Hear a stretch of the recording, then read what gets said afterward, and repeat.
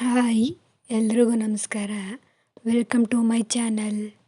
ಈ ವಿಡಿಯೋದಲ್ಲಿ ಹೊನ್ನಗನೆ ಸೊಪ್ಪಿನ ಉಪಯೋಗ, ಅದರ ಹಿಂದೆ ಒಂದು ಸ್ಟೋರಿನೇ ಇದೆ. ಆ ಸ್ಟೋರಿ ಮತ್ತು ಇದ್ರ ರೆಸಿಪಿ ಇದನ್ನೆಲ್ಲ ತಿಳ್ಕೊಳ್ಳೋಣ ಬನ್ನಿ.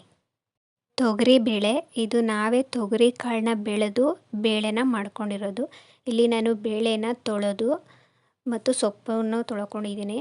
ಎರಡನ್ನೂ ಒಂದೇ ಸಲ ಹಾಕಿ ಒಂದು ವಿಷಿಲ್ ಕೂಗಿಸ್ಕೊಳ್ತಾ ಇದ್ದೀನಿ. ಒಂದು ವಿಷಿಲ್ ಕೂಗೋ ಅಷ್ಟರಲ್ಲಿ ಈಗ ಸಾಂಬಾರಿಗೆ ಬೇಕಾಗಿರ್ತಕ್ಕಂಥ ಮಸಾಲೆ, ಒಗ್ಗರಣೆಗೆ ಮತ್ತು ಸೊಪ್ಪು ಕಾಳನ್ನ ಹುರ್ಕೊಳ್ಳೋದಕ್ಕೆ ರೆಡಿ ಮಾಡ್ಕೊಂಡು ಇಟ್ಕೊಳ್ತಾ ಇದ್ದೀನಿ. ಏನಪ್ಪ ಅದು ಇದ್ರ ಹಿಂದಿನ ಸ್ಟೋರಿ ಅಂದರೆ, ನಮಗೆ ನಮ್ಮ ಅಜ್ಜಿ ಹೇಳ್ತಿದ್ರು, ಯಾವುದೋ ಕಾಲದಲ್ಲಿ ಅಂದರೆ ಹಿಂದಿನ ಕಾಲದಲ್ಲಿ ಅತ್ತೆ ಮತ್ತು ಸೊಸೆ ಇದ್ರಂತೆ. ಸೊಸೆ ಏನು ಮಾಡ್ತಿದ್ರಂತೆ ಅಂದರೆ, ಹೋಗಿ ಒಣಗನೆ ಸೊಪ್ಪನ್ನ ಕಿತ್ಕೊಂಡು ಬಂದು ಕುಡಿನೆಲ್ಲ ಕಿತ್ತು ಬೇಯಿಸ್ಕೊಂಡು ತಾನು ತಿಂತಿದ್ರಂತೆ. ಮತ್ತು ಬಲ್ತೋಗಿರೋದು ಕಡ್ಡಿ ಬರುತ್ತಲ್ಲ, ಅದನ್ನೆಲ್ಲ ಅತ್ತೆಗೆ ಮಾಡಾಕ್ತಿದ್ರಂತೆ. ಅದರಿಂದ ಏನು ಉಪಯೋಗ ಆಯಿತು ಅಂತ ಹೇಳಿದ್ರೆ, ಅವ್ರ ಅತ್ತೆಗೆ ಕಣ್ಣು ಕಾಣಿಸ್ತಿರ್ಲಿಲ್ವಂತೆ. ಈ ಸೊಪ್ಪನ್ನ ತಿಂದಮೇಲೆ ಅವ್ರಿಗೆ ಕಣ್ಣು ಚೆನ್ನಾಗಿ ಕಾಣಿಸ್ತಂತೆ. ಈ ಸೊಪ್ಪು ಕಣ್ಣಿನ ಆರೋಗ್ಯಕ್ಕೆ ತುಂಬ ಅಂದರೆ ತುಂಬಾ ಒಳ್ಳೆಯದು. ನಾವು ಚಿಕ್ಕವರಿದ್ದಾಗ ಅಂದರೆ ನಮ್ಮ ಸ್ಕೂಲ್ ಡೇಸಲ್ಲಿ ಇದು ಜಾಸ್ತಿ ಕೆರೆಗಳ ದಡದಲ್ಲಿ ಬೆಳೀತಿತ್ತು. ಆವಾಗ ಫ್ರೆಂಡ್ಸ್ಗಳೆಲ್ಲ ಹೋಗಿ ಈ ರಜದ ಟೈಮಲ್ಲಿ ಎಲ್ಲ ಕಿತ್ಕೊಂಡು ಬರ್ತಿದ್ದೋ. ಈ ಸೊಪ್ಪನ್ನು ನೋಡಿದ್ರೆ ಅದೆಲ್ಲ ನೆನಪಾಗುತ್ತೆ. ಸಾಂಬಾರಿಗೆ ರುಬ್ಕೊಳ್ಳೋದಕ್ಕೆ ಈರುಳ್ಳಿ, ಬೆಳ್ಳುಳ್ಳಿ, ಸ್ವಲ್ಪ ತೆಂಗಿನಕಾಯಿ, ಸ್ವಲ್ಪ ಕೊತ್ತಂಬರಿ ಸೊಪ್ಪು, ಹುಣಸೆಹಣ್ಣು, ಬೇಯಿಸಿಟ್ಕೊಂಡಿರ್ತಕ್ಕಂಥ ಕಾಳು ಇಷ್ಟನ್ನು ರುಬ್ಕೊಂಡು ಆಮೇಲೆ ಸಾಂಬಾರು ಪುಡಿನ ಹಾಕಿ ಮತ್ತೆ ಇನ್ನೊಂದು ರೌಂಡ್ ರುಬ್ಕೋಬೇಕು.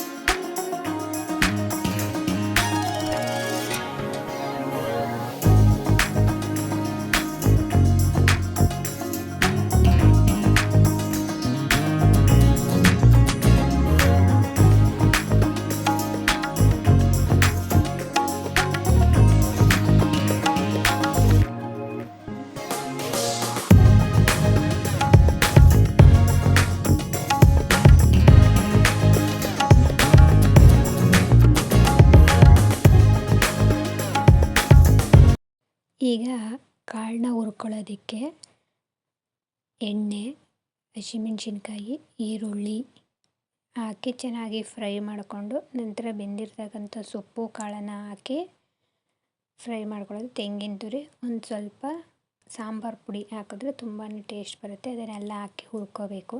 ಹಾಗೆ ಒಗ್ಗರಣೆಗೆ ಎಣ್ಣೆ, ಸಾಸಿವೆ, ಜೀರಿಗೆ, ಈರುಳ್ಳಿ, ಬೆಳ್ಳುಳ್ಳಿ, ಒಂದು ಟೊಮೊಟೊ ಹಾಕಿ ರುಬ್ಬಿರ್ತಕ್ಕಂಥ ಮಸಾಲೆನ ಹಾಕಿ ಚೆನ್ನಾಗಿ ಬೇಯಿಸ್ಕೋಬೇಕು.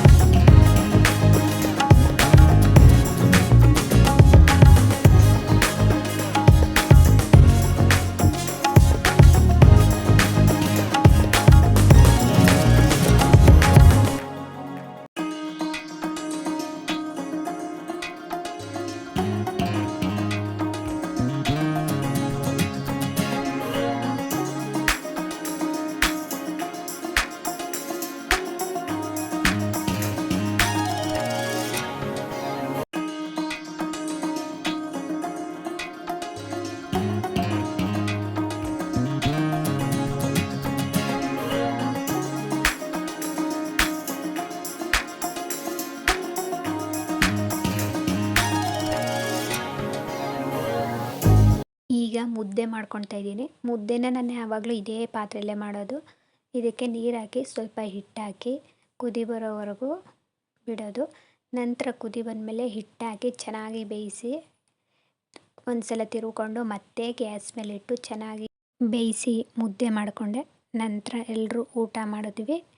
ನಂತರ ಪಾತ್ರೆನೆಲ್ಲ ತೊಳೆದು ಕಿಚನ್ನೆಲ್ಲ ಕ್ಲೀನ್ ಮಾಡಿದೆ. ಇವತ್ತಿನ ನನ್ನ ವ್ಲಾಗ್ ಇದಾಗಿತ್ತು. ಈ ವ್ಲಾಗ್ ನಿಮಗೆ ಇಷ್ಟ ಆಗಿದರೆ ದಯವಿಟ್ಟು ಲೈಕ್ ಮಾಡಿ, ಕಮೆಂಟ್ ಮಾಡಿ ಹೇಗಿತ್ತು ಅಂತ ಹೇಳಿ. Thank you for watching.